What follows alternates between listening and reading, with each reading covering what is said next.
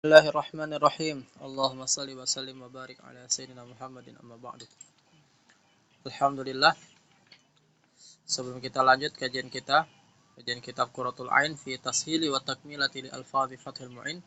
Kita kirimkan Al-Fatihah untuk para guru-guru kita, khususnya pada musannif. Kemudian kepada Al-Imam Zainuddin Al-Malibari, kemudian kepada guru beliau yaitu Syekhina Al-Imam Ibnu Hajar Al-Hitami, kemudian kepada para imam yang lainnya, sampai kepada Al-Imam Syafi'i, sampai kepada Al-Imam Nafi', Al-Imam Malik, sampai kepada Imam Nafi', Imam Nafi' sampai kepada Ibnu Umar sampai kepada baginda Rasulullah sallallahu alaihi wasallam. Ala hadhihi niyyah wa ala kulli niyyatin salihah. Al-Fatihah. A'udzubillahi minasyaitonir rajim. Bismillahirrahmanirrahim. Alhamdulillahirabbil alamin arrahmanir rahim maliki yaumiddin iyyaka na'budu wa iyyaka nasta'in. Ihdinas siratal mustaqim siratal ladzina an'amta 'alaihim ghairil maghdubi 'alaihim waladdallin. Alhamdulillah, kemarin kita membahas mengenai apakah orang yang wafat sedangkan dia memiliki tanggungan sholat atau qada sholat itu wajib dibayarkan sholatnya tersebut oleh walinya ataupun orang yang dibayar untuk membayar sholatnya, atau wajib untuk dibayarkan fidyah aja. Maka dalam masalah ini qaul madhab yang difatwakan oleh madhab atau qaul mu'tamadnya dalam madhab adalah lam tuqadah walam tufdah, yaitu tidak diqadha salatnya dan tidak juga dibayarkan fidyah. Namun ada pendapat yang lain yang dipilih oleh jam'un min muhaqqiqil mutaakhirin, di antaranya Al-Imam As-Subki, yaitu mereka mengatakan bahwasanya boleh diqadha. Bagi siapa? Bagi walinya. Kalau seandainya si mayit itu meninggalkan tirkah, dalam arti disolati dulu sholat-sholatnya itu, baru boleh membagi-bagi tirkah atau harta warisan. Nah, sedangkan ada pendapat lain mengatakan bisa dibayarkan dengan fidyah. Namun kedua pendapat ini adalah qil, yang mana pendapat qil, kalau ada dalam kitab itu ada istilah wa fi qaulin, dalam satu pendapat menunjukkan pendapat itu adalah pendapat yang lemah. Jadi pendapat yang paling kuat, sholatnya orang yang mati dalam keadaan punya qadaan sholat tidak wajib diqadha dan tidak wajib dibayarkan fidyah. Pendapat yang kedua mengatakan boleh diqadha dan boleh dibayarkan fidyah. Wallahu a'lam bishawab wa ilaihil ma'af. Alasannya kenapa? Karena ada hadis dari Abdullah bin Umar ini diriwayatkan oleh Imam Bukhari, annahu amara man matat ummuha wa 'alaiha salatun an tusalli anha. Bahwasanya ada seseorang yang wafat ibunya, maka Ibnu Umar memerintahkan orang tersebut untuk mensolati sholat yang ditinggalkan oleh ibunya. Dan ibunya punya tanggungan qadha. Nah, menurut qaul madhab, maksud sholat di sini adalah dia sholat, kemudian pahalanya dihadiahkan kepada ibunya. Sedangkan menurut pendapat yang lain mengatakan dia betul-betul mensolati sholat itu untuk ibunya, sebagai ganti qadhaan untuk ibunya. Bisa dipahami? Nah. Sekarang kita masuk pembahasan berikutnya, yaitu fasun fi ma yajibu 'alal waliyyi limaulihi idza balagha tamyizah. Faslun utawi iki iku fasal swiji fi ma ing dalam perkara, tegese ing dalam nerangake perkara yajibu kang wajib apa sima 'alal waliyyi ngatasé wali limaulihi kanggo maulihe wali idza balagha rikalane tumeka sapa maulihi atamyiza ing masa tamyiz. Fasal yang membahas fi ma yajibu ala wali, sesuatu yang wajib dikerjakan oleh wali.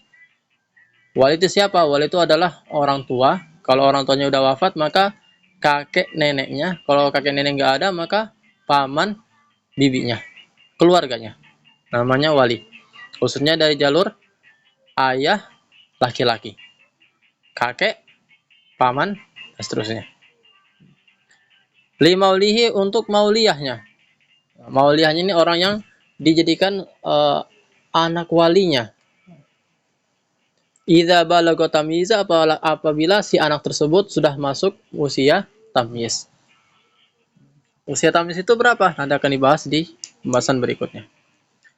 Ailam, ketahuilah, ailam ngawurehna sapa sira annahu temen satuhune kelakuan iku la yu'maru ora den perintahake sapa ahadun wong suwiji mimman saking wong la tajibu kang ora wajib alaihi ngatasé ahad apa salatu salat bi fi'liha kelawan nglakoni salat illa sabiyu kujaba bocah cilik al mumayyizu kang mumayyiz bi ayyakula kelawan yen to mangan sapa si sabiyul mumayyiz wa yashraba lan minum ngombe sapa as-sabiyul mumayyiz wa yastanji lan istinja sapa as-sabiyul mumayyiz wahdahu halih suwijine as-sabiyul mumayyiz zakaron iku laki-laki kana ono sapa sabiyul mumayyiz au unsa utawa wadon sapa as-sabiyul mumayyiz. Alam ketahuilah annahu la yu'maru ahadun mimman la tajibu alaihi salatu bi fi'liha. Bahwasanya seorang yang tidak wajib mengerjakan salat itu tidak diperintahkan untuk mengerjakan salat. Orang yang tidak wajib mengerjakan salat tidak diperintahkan untuk mengerjakan salat. Contohnya orang yang haid, lagi haid, maka dia kan tidak wajib salat, maka tidak diperintahkan untuk mengerjakan salat. Dan seterusnya orang yang gila, orang kafir asli dan yang lain-lain. Nah, sudah kita bahas di pembahasan sebelum-sebelumnya. Tapi ada satu orang yang dia tidak wajib mengerjakan sholat, namun dia diperintahkan untuk mengerjakan sholat. Siapa itu? Illa sobiyul mumayyiz, yaitu anak kecil yang sudah masuk usia tamyiz, yang sudah mumayyiz. Apa itu mumayyiz? Bi ayyakula wa yashraba wa yastanjiya wahda. Mumayyiz itu adalah seseorang anak yang sudah bisa makan, minum, istinja sendiri. Makan, minum, istinja sendiri, maka dia dikategorikan sebagai anak yang mumayyiz. Walaupun usianya mungkin baru 4 tahun, atau 5 tahun, atau 6 tahun. Nah, seperti begitu. Ada ulama lain mengatakan, maksudnya mumayyiz itu adalah dia tahu mana kanan, mana kiri. Ada yang lain mengatakan dia tahu mana baik, mana buruk. Ini enak, ini enggak enak. Nah, namun yang paling mudah untuk mengetahui kemumayyizan seorang anak kecil adalah dengan melihat dia sudah bisa makan sendiri atau belum. Dia sudah bisa minum sendiri atau belum. Dia sudah bisa istinja sendiri atau belum. Kalau sudah bisa makan sendiri, minum sendiri, istinja sendiri, maka dia dikategorikan sudah mumayyiz. Maka anak kecil yang sudah mumayyiz ini, dia tidak wajib sholat, tetapi diperintahkan untuk mengerjakan sholat. Alasannya apa? Alasannya agar dia terbiasa untuk mengerjakan sholat tatkala dia sudah masuk usia balik. Bisa difahami? Nah, baik itu laki-laki, anak kecil itu laki-laki, zakaron kana, au unsa, atau anak kecil tersebut adalah perempuan. Wajibu maka wajib ala wali ngatasé wali aban iku bapak kana ono sapa wali au jaddan utawa kakek au wasian utawa wong kang den wasiati au qayyiman utawa wong kang jumenang mengurus au sayyidan utawa sayyid pemilik budak apa ayyak murahu yento apa dari mana dari yajibu fayajibu ala wali ayyak murahu apa ayat murahu yento memerintahake sapa si wali ing sobiyul mumayyiz biha kelawan salat inda tamami sab'i sinina na ing dalam nalikane sempurnane 7 tahun min umrihi saking umure as-sobiyul mumayyiz wa ayadribahu lan yento mukul sapa si wali ing sobiyul mumayyiz ala tarkiha ing atase ninggalake salat inda tamami asyisinina ing dalam nalikane sempurnane umur 10 tahun. Li hadis Tirmidzi karena hadis Imam At-Tirmidzi muru merintah sapa sira kabeh as-sabiya ing bocah cilik bi salati kelawan salat idza balago are kalane tumuka sapa si sabiyul mumayyiz sab'a sinina ing 7 tahun wa idza balago lan are kalane tumuka sapa si sabiyu asyasinina ing 10 tahun fadribuhu mongko mukula sapa sira kabeh ing sabi alaiha ing atase ninggalake salat wazada lan nambahi sapa Abu Dawud Imam Abu Dawud fi riwayatihi ing dalam riwayat Abu Dawud wa farriqu lan pisaho sapa sira kabeh bainahum ing dalam antarane bocah-bocah aulat fil madaji'i ing dalam tempat tidur, tempat berbaring. Fayajibu al wali, maka wajib atas wali. Siapa itu wali? Aban kana bapak, aujad dan atau kakek, awasiat atau orang yang diwasiati. Nanti kalau anakku wafat, kalau saya wafat, nanti anak ini tolong kamu rawat ya. Tapi bukan keluarganya, temannya kah atau siapanya kah? Nah, itu namanya wasi, orang diwasiati. Au qaiman atau orang yang mengurus. Contohnya mungkin seperti anak-anak yang dikirim ke pondok masih anak-anak. Nah, kayak dulu saya pernah dikirim ke Sukabumi waktu saya usia 6 tahun sama ayahku. Nah, maka pengurus pondok itu disebut qayyim. Bisa dipahami? Nah, au sayyidan atau sayyid, pemilik budak, tuannya. Nanti kalau dia punya budak, budaknya masih anak kecil, maka dia disebut sebagai walinya si budak tersebut, sayyidnya. Wa fayajib al wali ayak murahu, maka wajib atas wali ayak murahu untuk memerintahkan anak kecil tersebut biha mengerjakan salat inda tamami sab'i sinina, ketika sempurna usia si anak 7 tahun qamariyah. Jadi hitungannya bukan syamsiah tapi qamariyah. Min umrihi, dari umurnya si anak tersebut. Kalau sudah sempurna usia 7 tahun, maka wajib untuk diperintahkan salat. Ini si kalau sudah 7 tahun, maka wajib saya suruh dia sholat. Kalau dia masih sholat kadang sholat iya, kadang enggak, sholat iya, kadang dia tidak, masih belum dipukul. Masih disuruh aja, diperintah-perintah aja. Namun wa ayyadribahu ala tarkiha, dan si wajib bagi wali untuk memukul anak kecil tersebut apabila meninggalkan sholat ainda tamami asyasinina, ketika sempurna usia 10 tahun. Kalau sudah 10 tahun disuruh sholat dia nggak sholat, maka wajib bagi wali, bapak atau kakek atau wasi atau qayyim atau sayyid untuk memukul dia ketika dia meninggalkan sholat.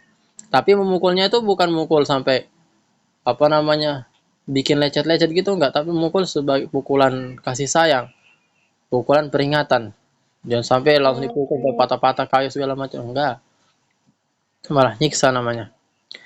Kenapa hukumnya seperti begitu? Karena hadis lewat Imam Tirmidzi, Rasulullah Shallallahu Alaihi Wasallam bersabda, perintahkanlah murusobiya bisolati idza balaga sab'i sinina, perintahkanlah oleh kalian anak kecil ketika dia memasuki usia 7 tahun mengerjakan sholat.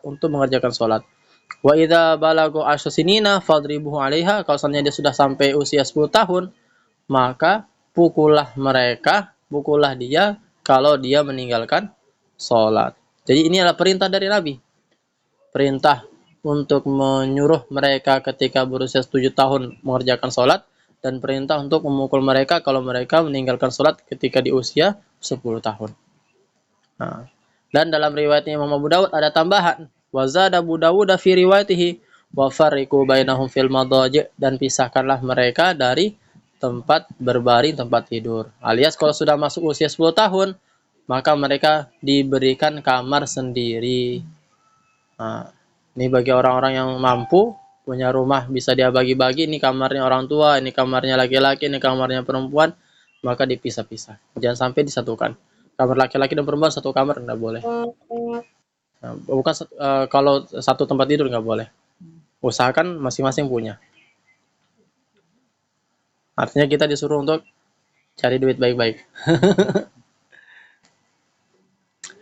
Wa yajibulan wajib aidon halemale ala wali ngatasé wali. Apa yu alimahu yanto ngajari sapa si wali ing sobi atau harota ing bersuci, wa sitrol aurati lan nutupi aurat, wa salata lan salat, wa hudural jamaati lan menghadiri salat jamaah, wa saumalan puasa, wa sairul wajibati lan sekerine pira-pira kewajiban, wa nahwiha lan sepadane wajibat min syara'i saking pira-pira syariat az-zahirati kang jelas, walau manduban lan sengajan ono apa si syara'i az-zahira iku manduban den sunake kasiwakin koyo siwak, wa ya'muru lan merintahke sapa si wali ing sobi bidzalika kelan mengkono atau harah ilah siwak, wa ya'rifahu lan yento memberitahukan sapa si so wali ing sobi tahrima zina ing kaharamane zina waliwat dan liwat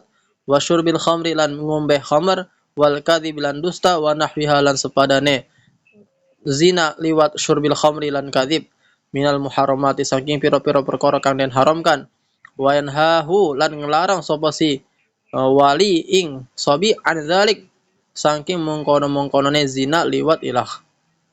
Nah, jadi dari hadis yang dibaca tadi yaitu murus sobiyah bisolati idza balagha sab'a sinina wa idza balagha asyri sinina fadribuhu 'alaiha. Nah, dari hadis ini maka ulama mengambil kesimpulan bahwasanya yang diperintahkan secara spesifik adalah sholat, tetapi yang dimaksud oleh Rasulullah semua perintah-perintah wajib yang ada dalam syarat ini. Itu juga wajib bagi seorang wali untuk memerintahkan sobi tersebut mengerjakannya. Nah, jadi bukan cuma sholat aja, tetapi at-thaharah bersuci. Wajib itu ala wali dan wajib atas seorang wali untuk mengajarkan anak kecilnya at-thaharah bersuci, wasitral aurah dan menutup aurat, wasolata dan solat, wahudhural jamaati dan menghadiri sholat jamaah, wasoma dan puasa, wasairal wajibati dan kewajiban-kewajiban yang lain, wanahwiha dan seperti kewajiban-kewajiban.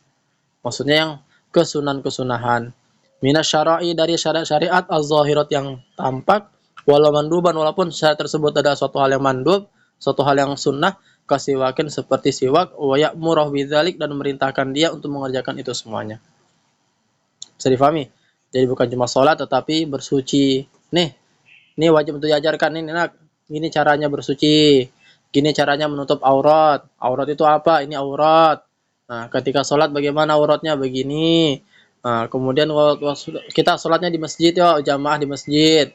Nah, kalau seandainya tidak ada masjid dan musola, sholat jamaah di musola. Kalau nggak ada musola, nggak ada masjid, sholat jamaahnya di rumah. Nah, kemudian berpuasa, ajak dia puasa juga. Ayo puasa Ramadan. Nih kita puasa Ramadan. Dilatih dikit-dikit. Udah mampu 1 hari, setengah hari. Nggak mampu setengah hari, 1/4 hari, dan seterusnya. Nah, begitu juga kesunahan-kesunahan. Nah, ini begini sunnahnya. Makan pakai tangan kanan. Ini makan jangan berdiri. Makan duduk, sunnahnya duduk. Minum juga pakai tangan kanan. Sunnahnya duduk. Duduk 3 kali. Intinya kesunahan-kesunahan juga diajarkan kepada mereka.